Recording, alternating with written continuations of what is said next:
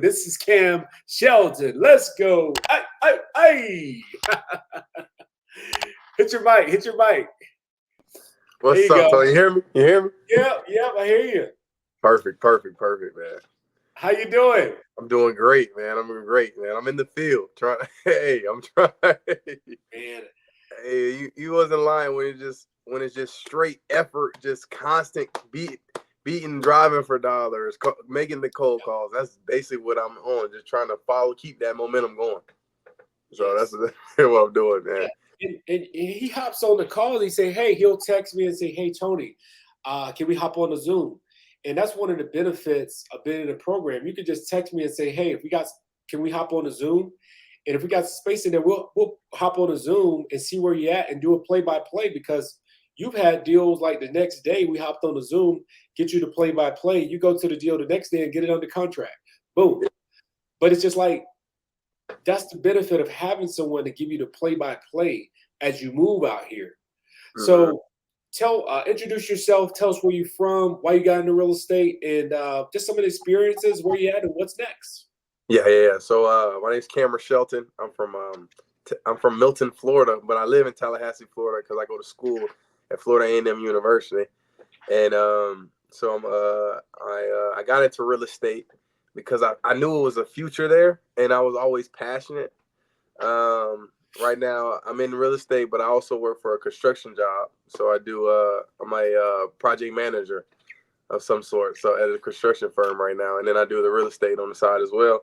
But I got into it. I always liked it. My friend mentioned something about wholesaling, and then I started reading about it, and then I started watching YouTube videos. Then I found Antonio and got some mentorship behind me, and I just lit a fire under me, and then I just started going. And then right now I have three. I've gotten 3 deals under contract right now, Wow. and right, yeah, and we're waiting to close on this one. I got to talk to the seller to see if I can negotiate and find out what the real situation is when it comes to her title and the lien she has on her property. So we're going through that right now. So it's going to take a week for the title search to come back, and I'm doing uh,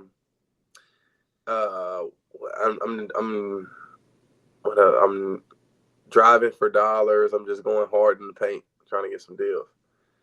Yeah. Wow.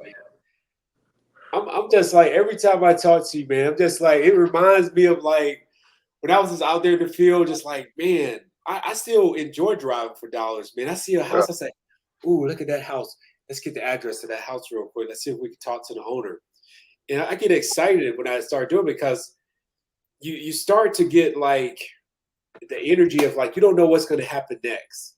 Mm-hmm. Like that sense of like, what's going to happen next. It's like an adventure, right? You become a detective. Like first 48, let's find out and solve this problem here. I want to talk to the owner. I see this deal here. I want it. So you become a detective. You find the owner. What do I say next? And let's talk to what's the deal on this property. Yeah. So what's it been like for you, like in a short amount of time? Because this is your first time uh, Yeah. doing this, and you're knocking it out the park. You saved the house from foreclosure. You did a play. You didn't know we could fund it. We was like, the deal was so good. We were like, hey, we'll fund this deal. Let's get this deal done. They were like, gave, Yeah. gave it a play by play. So, just what do you think your biggest learning point is you got just over this short amount of time?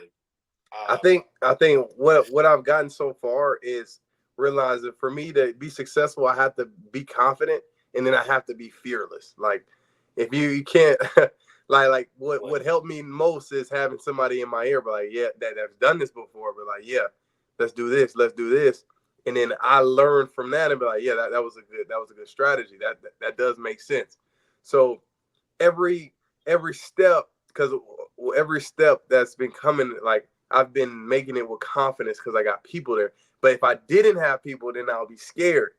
yeah, And so that's where that fear comes in. And I remember this one mentor said uh, to me, his name is Marquette. He said, what would you do if you weren't scared? Or what would you do if you didn't have any fear? And like just that example I gave that we working with the title company, I was like, I don't know if I should do this to the title company. I'm worried about my contract, make sure my contract's right. worry about what happens if I fall on my face, and then I just thinking every in the end of the day, everything's gonna work out. Right? Everything's gonna work out as possible. And then I put so much effort into it, and it's a numbers game. I'm going to be successful. So yeah. So in every key situation, I'm trying to take notes, and then I take notes like every mistake I made, everything I did good, I take notes. So when that happens again, then I know how to deal with it. So that's the biggest learning curve for me, just staying And in there. Yeah, and I yeah, see you, and I see your confidence growing every time. It's like yeah, yeah. that confidence is going to get you because that day you give yourself permission to just do it, just the day is the day you're like, wow, I'm doing it. It's happening. And you do Yeah. all that you can do. Like everything that you do, there is a beginning. I remember I was trying to figure out how to do chopsticks. This was years ago. And I would go in there and I would look crazy, like trying to hold chopsticks. I'm like, it's falling out of my hand, food Yeah. falling everywhere. And I was trying to eat pho noodles too. And it was like, what are you doing? People laughing at Yeah. me. Now I go to get some pho noodles and I'm like whipping it out. I'm like, whoa, I'm eating it like I'm Asian or something. They're like, wow. But it's like normal. But in the beginning, they were laughing at me. Right. But now I go in there and it's like, wow, this is easy. So you willing to do what you don't know and you keep practicing, and next thing you know, you're doing it. And people are like impressed with you, like, wow, you're doing it, you starting to get results. Yeah. Wow, that's why I see with you, man, because I'm like, wow, the short amount of time, the stuff that you're doing is like momentum, momentum. And I think that's like you say, you're doing your job full time, but in your part time is where you're going to start getting this skill set. You got your hours set aside, you have the Yeah. right tools in place, you're making your calls, you're setting your appointments, you're going to appointments on your weekend. Mm-hmm. And it tells about that because some people start out and they don't get their schedule because we talked about some of the tools that you're using, how we can get the technology to kind of like help reinforce you. Right. Right. No, that's so true, Tony. So my advice, what I've been doing is, so I know I gotta go work at 8, and then I get off at 5. At 5, I'm eating dinner, and then at 6 I'm on the calls, banging the calls for 3 hours. So I'm getting my cold call, and then I'm using a dialer, which if nobody knows what a dialer is, it's like basically a software that can allow you to make 3 calls at the same time. So I got a triple line dialer, so I'm hitting up every for those 3 hours Monday through Friday. I'm hitting on the calls, and then on the weekends, on Saturday and Sunday, that's when I'm driving for dollars. So I'm literally in the car looking for distressed properties. What I do is I'll knock. If no one's there, I'll leave a note saying, "Hey neighbor, please call me." And then I've gotten a lot of calls back. I haven't got a deal yet, but I'm getting a lot of calls like, "Hey, who is this?" I got a number because they're curious. They're like, "Who is this neighbor?" I got them in. At least I got a hook for them to hear me out. And so once I start building those streams, because soon when I start really getting a deal, okay, I get a deal, and then I'm gonna put that invested back into my marketing, because really I'm doing wholesaling. It's all about marketing. It's all marketing. So that's when I'm investing myself to start getting signs. The post, Time. the bandit signs. Yeah. The bandit sign. Get the bandit signs out. Start putting them in people's yards. Start putting them in marketing everywhere. And then I'll start getting into the mail. Hitting the mail. So I just to have those systems in place, I think that's what's been getting me successful early. And then just being dedicated, being consistent.